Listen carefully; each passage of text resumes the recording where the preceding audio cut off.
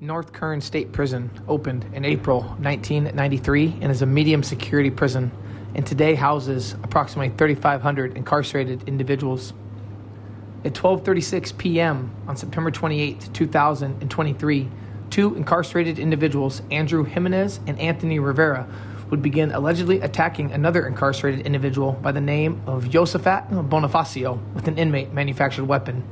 Bonafacio sustained multiple stab wounds, and although life-saving measures were performed and Bonafacio would be en route to a medical facility, he was pronounced deceased at 1:37 p.m. NBC4 News at 4. We have new details in the death of a 2-year-old boy in Westchester. Damian Ventura was taken to the hospital on July 3rd and later died. His mother and her boyfriend claimed that he fell in the bathtub. NBC4's John Caddies-Klimak just heard back from the county coroner about the case. He is live in Koreatown. John? Yeah, we understand the autopsy was performed just yesterday. That part is complete, but the cause of death has been undetermined so far because they want to wait until they do some more testing on the boy's body. Meantime, we're waiting to hear word from DCFS about any possible open cases they had. The grandfather of the young boy said that there was an open case, but we have yet to be provided with those documents. This is absolutely heartbreaking. Attorney Brian Claypool says he's following Damian Ventura's case very closely. Claypool represents the family of Anthony Avalos, whose mother and boyfriend were charged with his death just last month. Claypool says he sees similarities. I'm shocked that we now have another young boy in Los Angeles County who is dead when he should have been removed from the house. Our attempts to reach Damian's mother and boyfriend were futile. They reportedly live with their mother's parents in Westchester. That's where LAPD says Damian was last seen alive on July 3rd. But the boy's grandfather confirmed that the Department of Child and Family Services had been to the home before, but he wouldn't go into detail. If we find out that any reports of suspected child abuse of Damian Ventura were substantiated, then there is no reason why this young boy shouldn't have been removed from that house, and he should be alive today. A source close to the investigation tells NBC4 that Damian had bruises all over his body, but today the county coroner says it's deferred the cause of death until more tests can be done. We need to hear from the LA County Medical Examiner to find out whether there was bruising on Damian Ventura's body. We found out there was bruising on Anthony Avalos' body. Typically, if you find bruising on the body of an infant who is now dead, that signifies that there has been ongoing and chronic abuse of that child. County coroner says it could be another 4 to 6 weeks for them to complete those other tests. Meantime, DCFS said that they would try to get us some documents by late this afternoon, and we are still waiting. Reporting live in Koreatown, I'm John Caddies-Klimak, NBC4 News. We have an update on a case the NBC4 team first reported. It was last summer when a mother rushed her toddler son to a hospital in a coma from which he never recovered. Well, the mother's boyfriend wound up being charged with his murder. Now, the boy's father accuses county social workers of failing to protect his son. NBC4's Patrick Healy is live in Koreatown to tell us why. Patrick. Michael, a crucial element of the allegations here involve a recording of the child. You're going to hear that in a moment. Now, we can tell you it was played for a county caseworker. She did not find it credible, did not remove the child from the household. Half a year later, he was taken to the hospital in a coma from which he never awoke. Months before the death of Damian Ventura, before his mother's boyfriend was charged with his murder, the boy was just 2.5 years old when his father, Oscar, noticed injuries to his face. He had like a bruise right here in his eye and everything, so that's what got me to take him to a doctor. Ventura said his son had been staying with his mother and her boyfriend, Joe Bonafacio. The father asked his son what happened and recorded the response. Joe slapped him. Who? Joe? Joe slapped in the face. Joe slapped you in the face? Joe slapped you in the face? Yeah. Damian recovered from that injury, but the hospital suspected child abuse and notified LA County DCFS, the Department of Children and Family Services. The father says he played the recording for the caseworker, but she did not think it truthful. I saw her 2 times, and that's it. Because she basically didn't believe me. She didn't believe me about the video.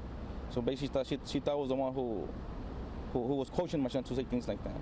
The social worker in this case ignored multiple reports of child abuse. Attorney Brian Claypool said the others included a babysitter, a daycare provider, and Damien's grandmother. I looked at him and I thought something was very wrong. Preferring to remain off camera, the mother's mother told us early last year she raised concerns with the DCFS caseworker. I felt my daughter was not able to raise the child. At the time, Bonafacio and the mother were staying in the grandmother's home. Records obtained by NBC4's I-Team last summer indicate DCFS and police went to the house at least twice. DCFS should have hired a forensic child psychologist to meet with Damien, to interview him, to find out whether these reports of abuse are credible. That was never done. Last July, Damien's mother brought him to a hospital in a coma. Within hours, he was dead. Bonafacio has been quoted as saying Damien slipped in the bathtub. He has entered a not guilty plea. Now, adding to the concerns are the deaths of two other children when cases that had been reported to DCFS, Anthony Avalos and Gabriel Fernandez. In a statement today, DCFS spoke of its commitment to the challenge of protecting children, but did not comment on the specifics of Damien's case. Live at DCFS headquarters in Koreatown, Patrick Healy, NBC4 News. A murder victim pleaded for justice after their loved one, Jose Angel Banales, was shot and killed. Eyewitness News reporter Hannah Bata joins us now with more. Hannah?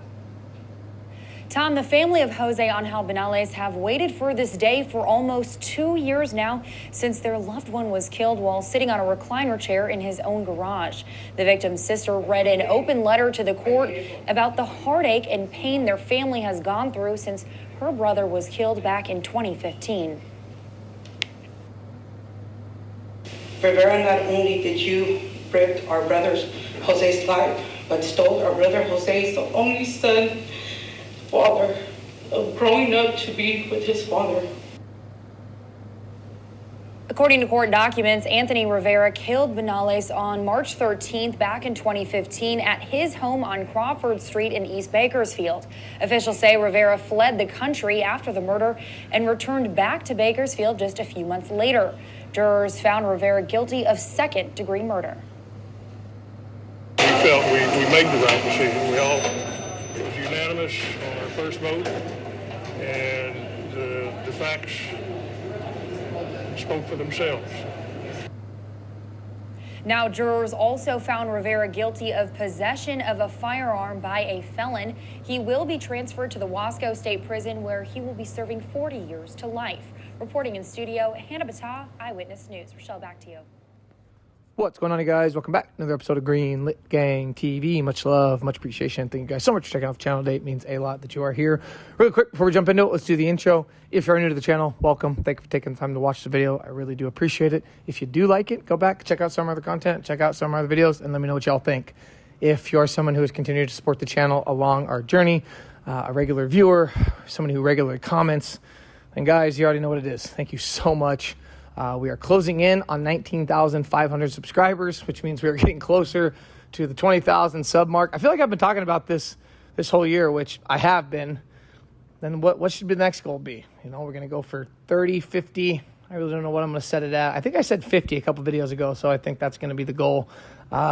Just keep setting the bar high and keep going for it, and that's all because of you guys that we are reaching these numbers. Lastly, if you like what you see, if you like what you hear, hit the like button, hit the comment button, engage in some conversation, and please do subscribe. All right, let's go. All right, guys, so today's video, we're going to be traveling to North Kern State Prison. That's a medium security facility.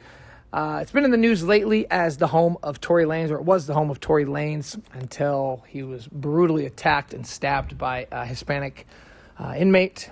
And the video made its rounds all over the internet. That guy was trying to take Tory Lanez's life. And if you don't know who Tory Lanez is, he's a Canadian rapper, had some ties to Drake, he's a pretty good singer, actually. He's a pretty talented guy. He got convicted for the shooting of Megan Thee Stallion, another rapper out of Houston, and I think he got a 10-year sentence. But anyway, today's story is back in September of 2023. I got some good background information on our victim in this case and one of the alleged attackers as well. We're going to start with the article from the CDCR, read the events that took place, and then we're going to jump into the backgrounds on a couple of these guys. Okay, so this article is from September 29th, 2023. California Department of Corrections and Rehabilitation officials are investigating the death of an incarcerated person at North Kern State Prison as a homicide. At 12:36 p.m. on September 28th, two incarcerated people, Andrew Jimenez and Anthony Rivera, allegedly attacked another incarcerated person, Josafat Bonafacio, with an inmate manufactured weapon. Bonafacio sustained multiple stab wounds and life-saving measures were performed. While en route to an outside medical facility, he was pronounced deceased at 1:37 p.m. No staff or additional incarcerated people were injured. Both suspects have been moved to restricted housing pending investigation into the case. Officials have limited population movement on the yard to facilitate the investigation being conducted by NKSP's Investigative Services Unit, the Kern County District Attorney's Office, and the Kern County Coroner. The Office of the Inspector General is notified, and the Kern County Coroner will determine Bonifacio's official cause of death. We don't need to wait for the coroner. We already know what happened. He got stuck up, stabbed up. Just another day, man, within CDCR. It is getting brutal in there. Bonafacio, our victim, 32 years old, was received from Los Angeles County on May 30th, 2023 to serve life with the possibility of parole for second-degree murder. Pause really quick. You guys are going to be understanding very quickly why Josafat Bonafacio was the target of this attack. We're going to get into his crimes in just a minute, and quickly you will understand why he became the target. Jimenez, Andrew Jimenez, 30, was received from L.A. County on October 18th, 2021 to serve life with the possibility of parole for first-degree murder and great bodily injury. He is a Southsider Sureno gang member. Got the tattoos all over the face, on top of the head. It says West Side above the left eyebrow, 90304. That's just like Southern California zip code. Lastly, Rivera, all right, Anthony Rivera, 28, was received from Kern County on February 3rd, 2012 to serve life with the possibility of parole for second-degree murder and possession of a firearm by a felon or addict. Okay, so Josafat Bonafacio. Took me a minute to kind of find his information, but then when I did, like, I swear, guys, it was one of those where I instantly was like, okay, that's why he was a target. This is an article from January 17th, 2019. Basically, guys, Josafat Bonafacio is a child killer. He was charged with the murder of a 2-year-old boy. It was his girlfriend's son. It was not his blood. It was his girlfriend's son. I put the news stories up, and those news stories, when they're talking about the suspect and the girlfriend and boyfriend that couldn't be located, they weren't talking to the press. The boyfriend is Bonafacio. And again, this article, January 17th, 2019. Man charged with murder of 2-year-old boy. An Inglewood man was charged today with murdering a 2-year-old Westchester boy who died from multiple injuries last summer. Just makes you mad reading stuff like this. The Los Angeles County District Attorney's Office announced Josafat Bonafacio, date of birth 7/13/1991, was charged in case SA 099806 with 1 count each of murder and assault on a child causing death. He is scheduled to be arraigned today in Department W30 of the LA County Superior Court Airport Branch. Deputy District Attorney Colby Kano of the Family Violence Division, Complex Child Abuse Section, is prosecuting the case. On July 3rd, 2018, Bonafacio was at Westchester residence where he had been staying with his girlfriend and her family and had been watching his own 4-year-old son and his girlfriend's 2-year-old son, Damian Ventura. A 911 call was made during the evening, and Damian was taken to a hospital where he was pronounced deceased. The victim had multiple injuries. If convicted as charged, Bonafacio faces a possible maximum sentence of 25 to life in state prison. The case remains under investigation by the Los Angeles Police Department. The father of a 2-year-old boy, and this is going on like to a next article, the father of a 2-year-old boy who was allegedly killed by his mother's boyfriend last summer plans to sue the LA County Department of Child and Family Services and Board of Supervisors, alleging social workers ignored evidence the boy was being abused.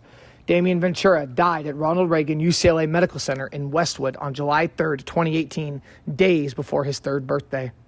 Damian Ventura is seen in an undated photo posted to a GoFundMe page on July 7th, 2018.